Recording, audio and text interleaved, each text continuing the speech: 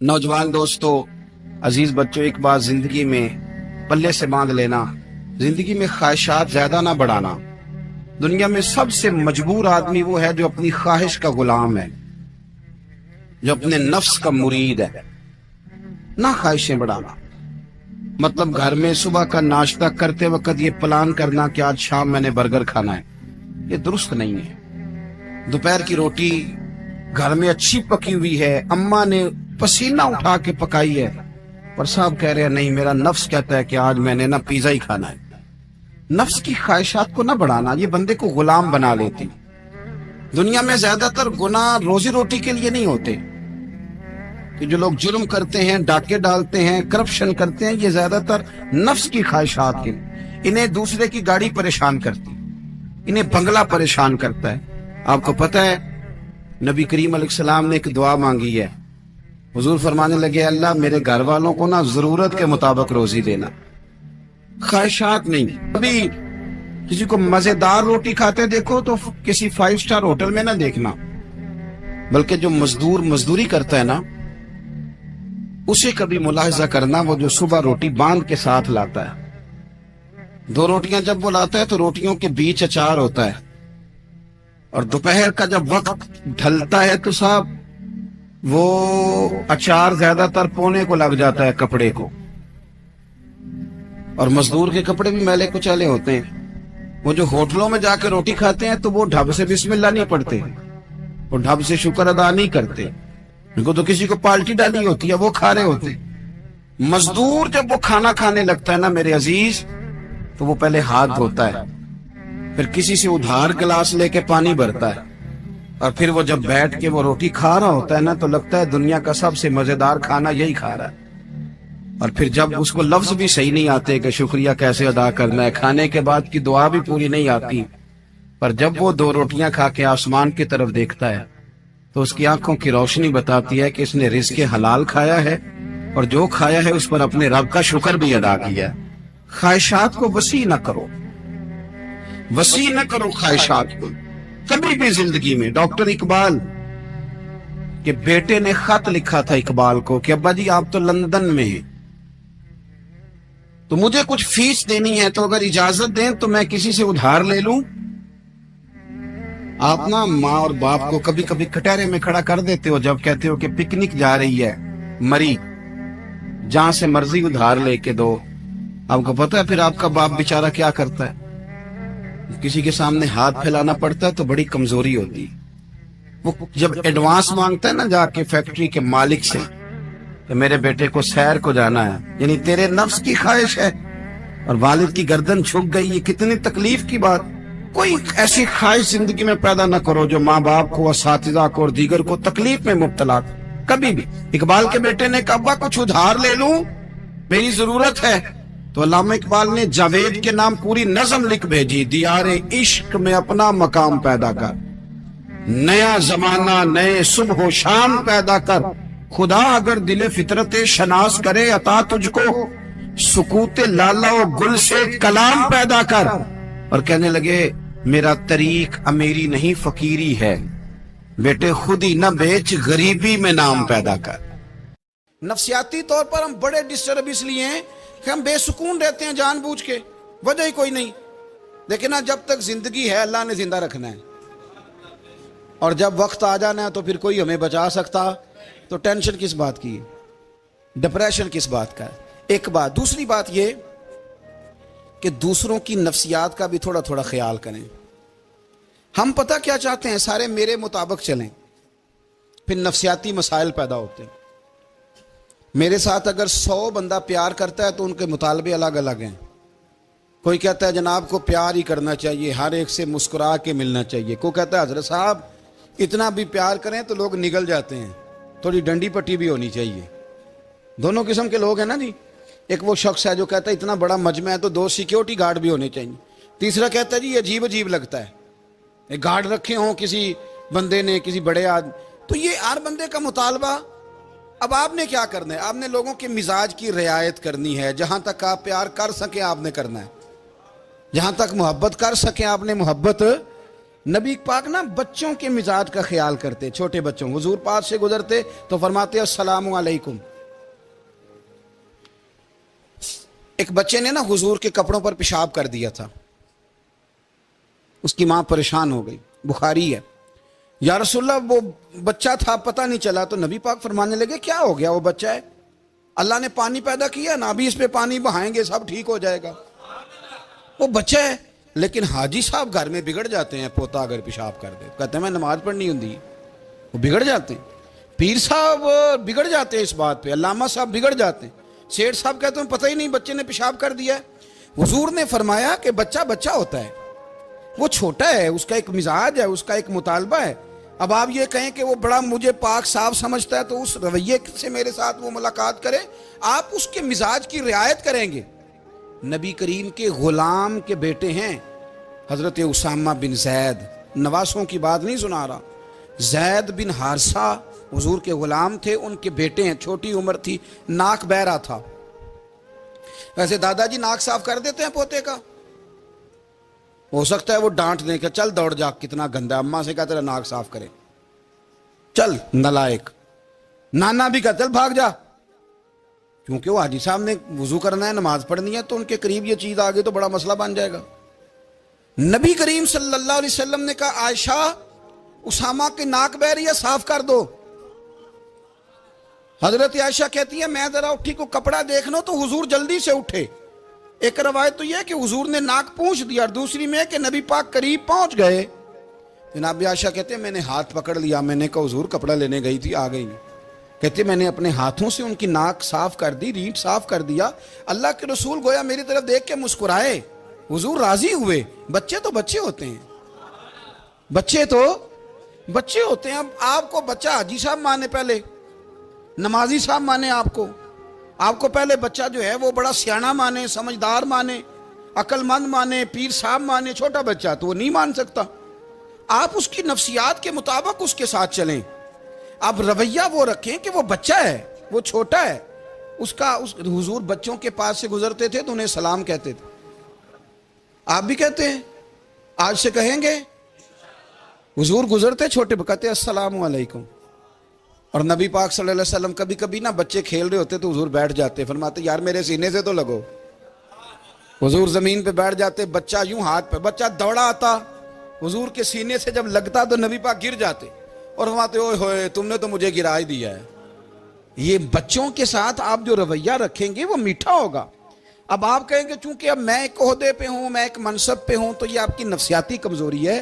फिर क्या होता है, बच्चों को डांट के रखा जाता है, बेजा डांट डपट, बेजा सख्ती और बेजा उनके साथ रवैये, और उनके साथ बड़ी अजीबो गरीब किस्म की जो है वो हमारी जो है वो घुटन, गैप आ जाता है बच्चों के दरमियान। बच्चे, मैं कहा करता हूं, फिर बच्चे हमें दुख नहीं सुनाते, वो फिर गलत आदमी को दोस्त बनाते हैं, फिर उस गलत आदमी को अपनी बात बताते हैं, गलत आदमी राजदार बन जाता है। आप इनकी नफ्सियात के मुताबिक इनसे प्यार करें, इन्हें टाइम दें। आप देखें ये क्या सोचते हैं, क्या कहते हैं, किस तरह का इनका रवैया है बच्चों के साथ। फिर नौजवान जब कोई हो जाता है तो उसकी सोचें जवान हो जाती हैं। नौजवानों से माजरत के साथ नबी पाक अलैहिस्सलाम ने नौजवानों की हुकूमत से पनाह मांगी, नौजवानों की हुकूमत से पनाह मांगी है, इसलिए कि नौजवान बड़ी जल्दी प्यार भी करता है और बड़ी जल्दी नफरत भी करता है, सोचें मजबूत नहीं होती। नौजवान आदमी, जवान आदमी, बिखरी हुई सोचें होती। मेरे रसूल करीम सल्लल्लाहु अलैहि वसल्लम नौजवानों से उनके मिजाज के मुताबिक डील करते थे, उनकी तबीयत के मुताबिक उनकी ज़हन साजी करते थे। हम ना जवानों को वक्त नहीं देते, हम मुतालबा करते हैं नौजवान से कि वो है नौजवान, बातें बूढ़ों वाली करे। अगर जवानी में बूढ़ों वाली बातें करे तो फिर तो शेख सादी कहते हैं सारे बूढ़े छोड़ के उस नौजवान के पास बैठो, उसके पास फैज़ ज़्यादा है।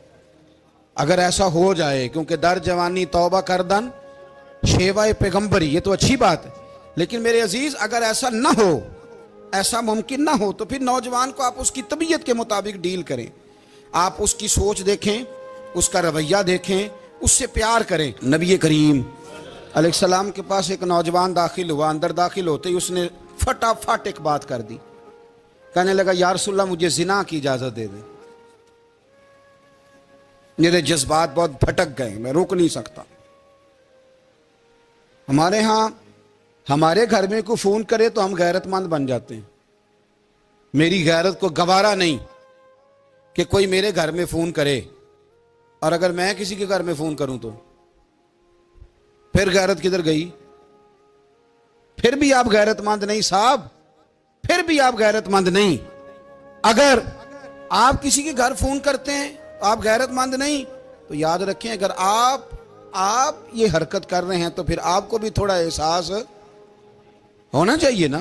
نبی کریم صلی اللہ تعالی علیہ وسلم سے اس نے کہا مجھے زنا کی اجازت دیں دے، حضور فرمانے لگے آگے آ جاؤ۔ حضرت عمر کہتے ہیں مجھے بڑا غصہ تھا، میرا دل کر رہا تھا اٹھوں اور 2 تھپڑ ماروں اسے۔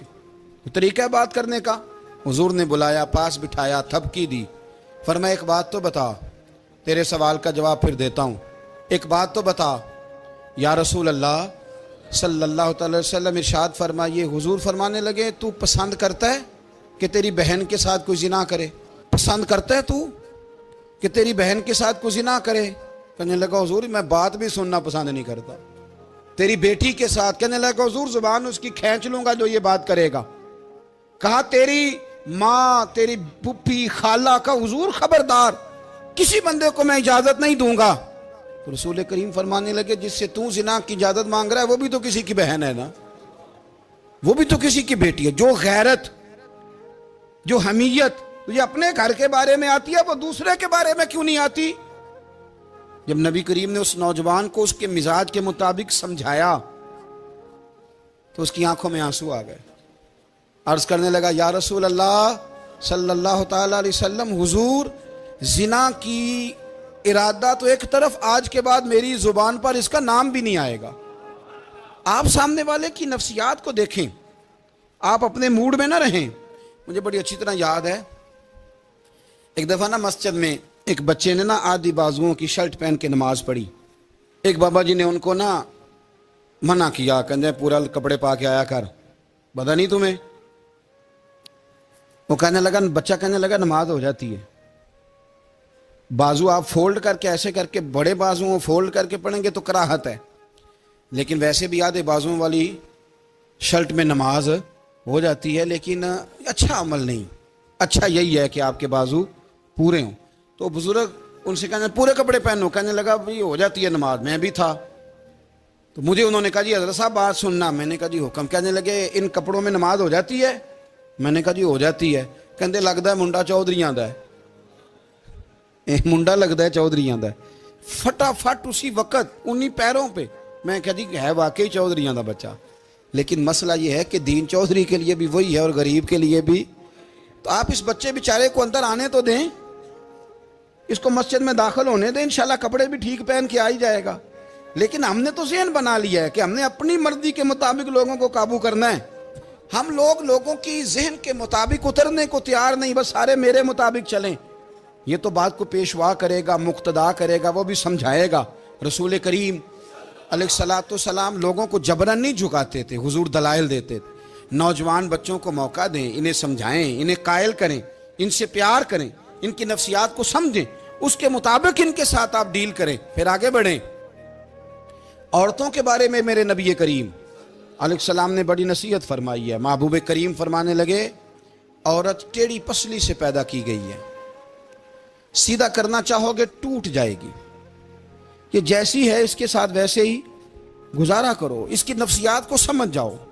عورت تھوڑا سا چاہتی ہے کہ وہ کھانا پکائے تو اس کی تعریف کر دی جائے، تو بھئی کھڑی ہے صبح سے بورتی خانے میں، 2 لفظ بولنے میں کوئی حرج ہے؟ اور اگر کبھی نمک زیادہ ہو بھی جائے تو کیا خیال ہے، بیوی جان بوجھ کے زیادہ ڈالتی ہے؟ اس کا شوق ہے کہ اس کی انسلٹ ہو؟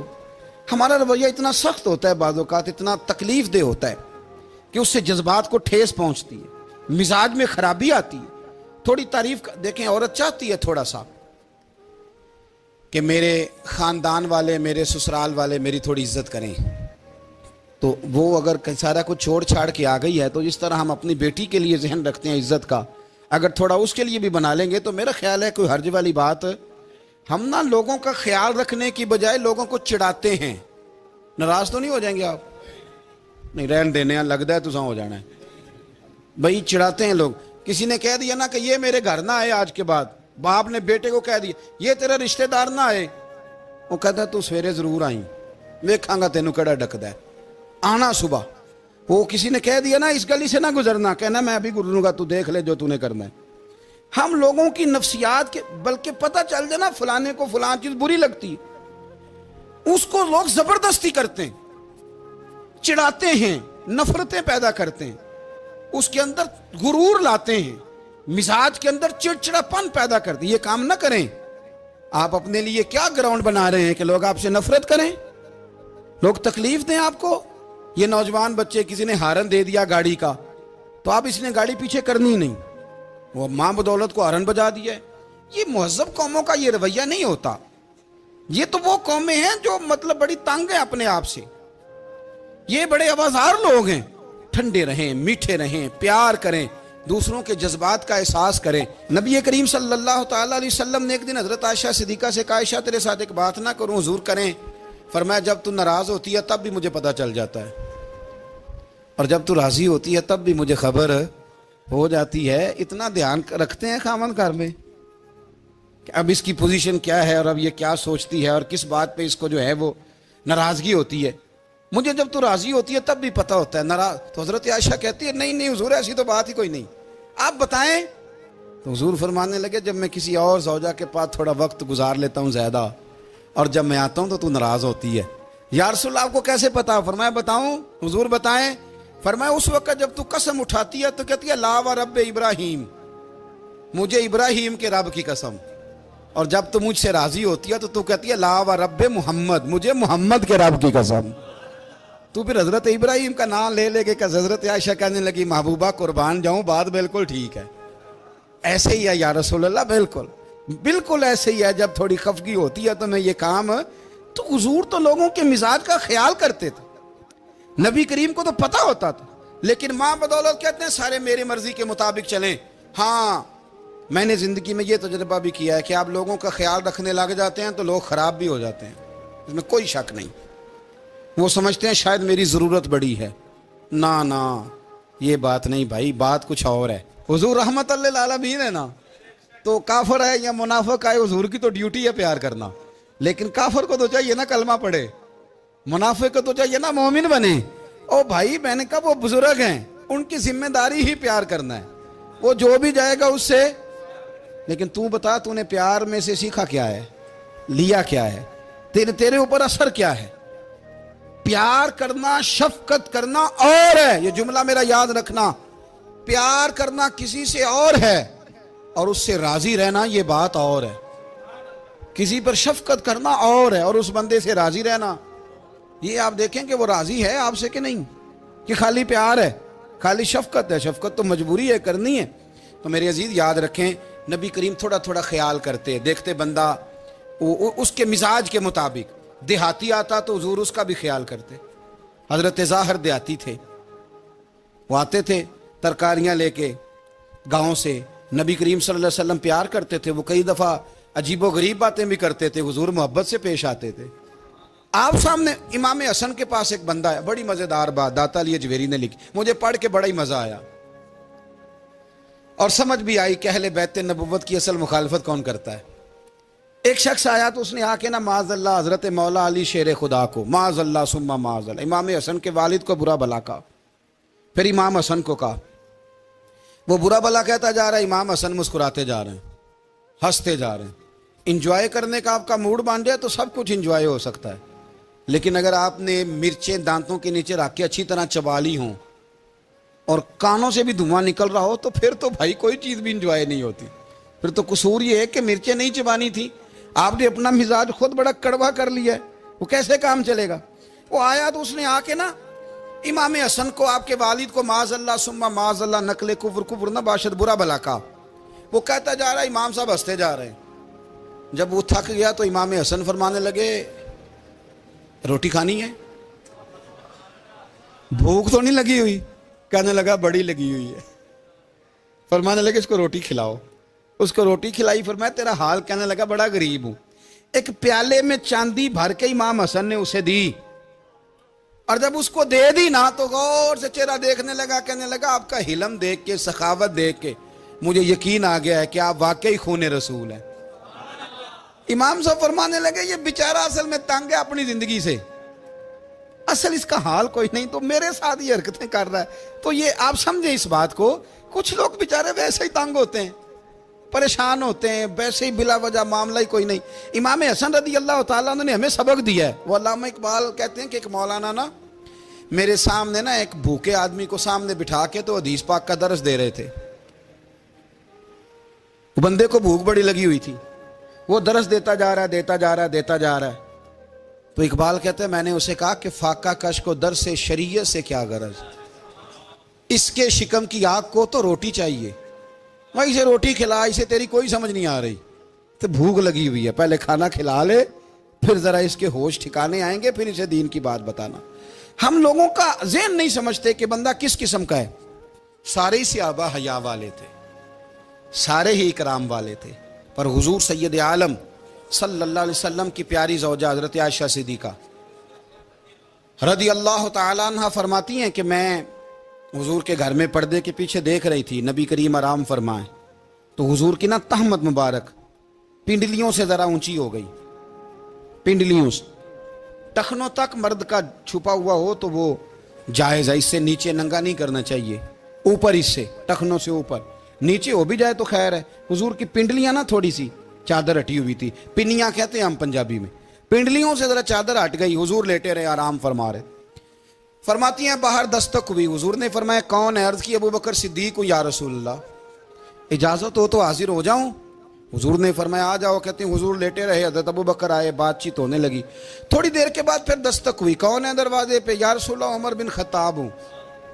فرمایا آ جاؤ، آ گئے، بات چیت ہوتی رہی، تھوڑی دیر کے بعد عثمان غنی آئے، یا رسول اللہ آ جاؤں؟ فرمایا عثمان ذرا ٹھہر۔ حضرت عثمان ٹھہر گئے، نبی کریم اٹھ کے بیٹھے، چادر مبارک پنڈلیوں کے گرد لپیٹی، اپنے کرتے کو سیدھا فرمایا، کہا عثمان آ جاؤ۔ تو عثمان آئے، بات چیت ہوئی، چلے گئے۔ سیدہ کہتی ہے میں نے پوچھا یا رسول اللہ عثمان تو بڑی ٹھنڈی طبیعت کا بندہ ہے، وہ تو بڑا میٹھا آدمی ہے، حضور کوئی جاہو جلال نہیں، کوئی بات نہیں، کوئی، وہ تو بڑا پیارا ہے۔ عمر آئے تو آپ لیٹے رہے، ابو بکر آئے تو آپ لیٹے رہے، تو عثمان؟ حضور فرمانے لگے عائشہ عثمان سے تو فرشتے بھی حیا کرتے، عثمان سے تو فرشتے بھی حیا کرتے ہیں، تو میں نہ حیا کروں؟ آپ اس بات کو سمجھیں، غور کریں کہ اگر ان کی طبیعت اس طرح کی ہے کہ وہ کہتے ہیں کہ وجود زیادہ چھپا ہوا ہونا چاہیے، تو نبی پاک نے ان کی طبیعت کا خیال کیا ہے، حضور نے ان کے مزاج کا۔ آپ کو نہیں پتا کہ ابا جی آپ کے کیا سوچتے ہیں، کیا چاہتے ہیں؟ آپ کو نہیں پتا آپ کے استاد کا مزاج کیا ہے؟ آپ کو نہیں پتا آپ کے مرشد کامل کی طبیعت کس طرح کی ہے؟ وہ کن باتوں میں راضی ہوتے ہیں، کن میں ناراض ہوتے ہیں، ہمیں سارا پتا ہوتا ہے، لیکن ہم چاہتے ہی نہیں صحیح کرنا معاملات کو۔ ہم اپنے وجود پر تھوڑا سا بوجھ ڈالنا ہی نہیں چاہتے، اپنی طبیعت کو تھوڑا سا تکلیف دینا ہی نہیں چاہتے۔ حضرت صدیق اکبر رضی اللہ تعالی، مالدار آدمی، کروڑوں پتی شخص، لیکن انہوں نے نا ایک موقع پہ پھر ٹاٹ کا لباس بھی پہن لیا۔ تو کسی نے ان سے کہا ابو بکر یہ کیا؟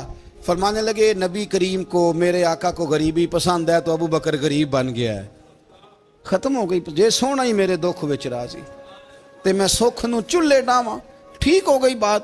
وہ جس حال میں رکھے اس حال میں راضی رہنا ہے۔ یہ جو مزاج ہے نا ہمارا کہ میں ڈھلنا نہیں چاہتا، میں بدلنا نہیں چاہتا، ہم تو غلام ہیں پھر بھی نہیں بدلتے۔ تھوڑا سا خیال کریں۔ میں کہا کرتا ہوں کہ اماں کو زیادہ نہیں ضرورت پیسوں کی، ہاں ماں تو ماں ہوتی ہے، وہ کو ریٹ لگا کے تیرے سے پیسے مانگے گی۔ اماں کو تو بس اتنی ضرورت ہے کہ ماں جو کہہ دے جی کر دو۔ ماں کو تو اتنی ضرورت ہے کہ 2 منٹ رات کو بیٹھ جاؤ پیروں میں، اماں لا تیرے پیر دبا دوں، وہ اتنا ہی کافی ہے۔ وہ کہے گی او ہو میرا پتر بڑا چنگا، اللہ وہی انج دی اولاد سارے نو دے وے، او بھائی ایسے کر دے۔ وہ تو سویرے پورے محلے کو، ابا جی کو کوئی نہیں ضرورت تیرے پیسوں کی، ہاں نا، ان کو تو ضرورت ہے۔ تو کبھی کبھی تو ان کو موٹر سائیکل پہ بٹھائے اور کہ ابا جی منڈی جانا تھا، میرا دل تھا